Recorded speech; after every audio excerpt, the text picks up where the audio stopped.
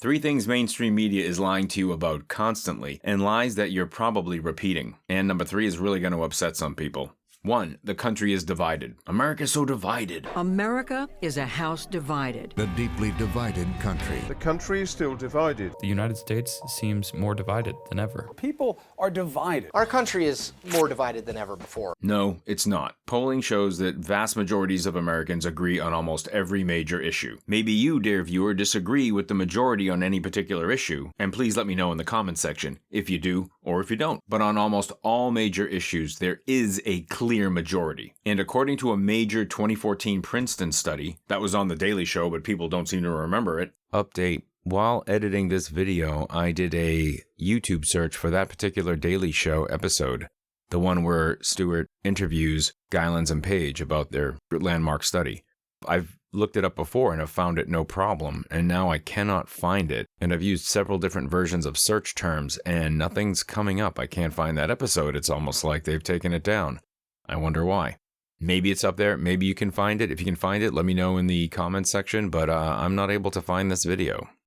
Over 80% of Americans don't get what they want from a policy standpoint. Over 80% of Americans have zero influence on public policy. Which brings us to point number 2, and it is a stinker. The US is not a democracy. Again, see the aforementioned Princeton study in point 1, as the study was pretty groundbreaking, even though it's kind of telling us what we already know, especially if you're paying attention at all in life. I thought that lump was getting bigger, and the doctor confirmed it. We've always known, accepted, that to some degree, the wealthy elite are going to have a disproportionate influence on the way things are run in any given society. I would imagine less so in a healthy, informed society, but nevertheless, here we are. And in America, we abdicated control. Control, which boils down to money. We abdicated, we gave up, we were tricked into not taxing the wealthy the way they should have been taxed. This is going to upset some people. This is the way it is, folks. If you got a better idea how we can curb the wealthy elite, then put it in the comments section. Bottom line, you can have a healthy democracy or you can have billionaires. You can't have both. This isn't theoretical. We're soaking in it. When the elite have enough money to buy the government, they do.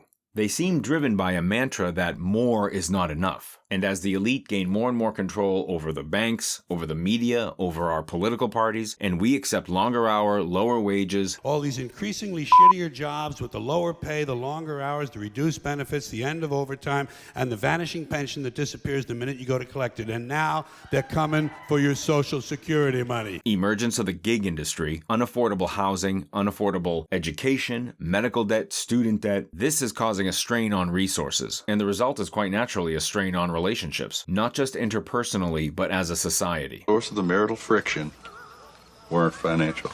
And that's a big reason why we're seeing it fragment and fracture right before our very eyes. Which brings us to number 3. Woke is not left. Listen to Norm Finkelstein. To read some of the iconic texts of woke politics, and I reached the conclusion that at bottom, woke politics is a right-wing phenomenon. It has nothing to do with left politics at all. He's been an active member of the left for decades, and he's got a new book out. I'll burn that bridge when I get to it. It's addressing this very topic that woke is not left. Woke is a tool of the establishment, used very successfully, I might add, impressively so. High marks to the wealthy elite. Props to the psyops. They saw the burgeoning leftist movement in 2015 and panicked, circled the wagons, and tossed a Molotov woke tail at it, and effectively destroyed that movement, making the left radioactive for yet another generation. You see, there was an actual leftist movement culminating in 2015. It was centered on 2 major issues: raising the minimum wage, and healthcare. There was the Fight for 15. A big part of that was Sharma Sawant in Seattle, where they were successful. But the idea gained ground across the country, especially as the wage had not been altered in over 7 years. And heading into 2024, it'll be over 15 years since the minimum wage has been raised. By the way, many modern countries adjust the minimum wage every 6 months, and it's not a big deal. They get people together and crunch the data and crunch the output, productivity, cost of living, etc., etc.,